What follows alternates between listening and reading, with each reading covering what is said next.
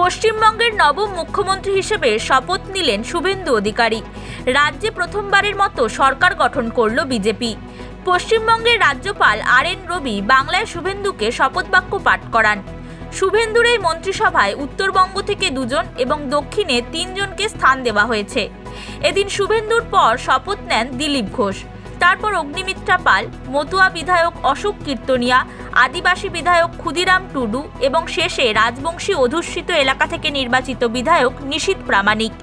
এদিন সবাই বাংলাতে শপথ নিলেও সাঁওতালি ভাষায় শপথ বাক্য পাঠ করলেন বাঁকুড়ার রানীবাঁধের বিধায়ক ক্ষুদিরাম টুডু।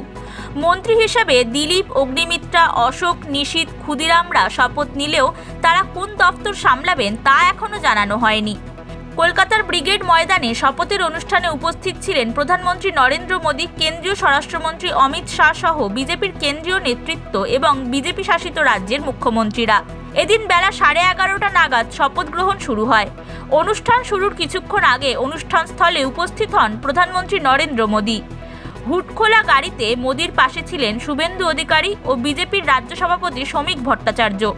3 জনই হাত নেড়ে জনতাকে অভিবাদন জানান। রবীন্দ্র জয়ন্তীতে শপথ গ্রহণ, শপথের মঞ্চে দেখা গেছে তাই পুরোদস্তুর বাঙালিয়ানার ছোঁয়া। মঞ্চে উঠে বিশ্বকবি রবীন্দ্রনাথ ঠাকুরের ছবিতে ফুল দিয়ে শ্রদ্ধা জানান প্রধানমন্ত্রী। বাজানো হয় জাতীয় সঙ্গীত। কলকাতায় রবীন্দ্র জয়ন্তী পালিত হচ্ছে। তৃণমূলের দেওয়া বাংলা বিরোধী তকমা ঝেড়ে ফেলতে বিজেপি বিশেষ দিনে সরকার গঠনের জন্য বেছে নিয়েছে বলেই মনে করছেন বিশ্লেষকেরা। Bureau report, Hindustan news point.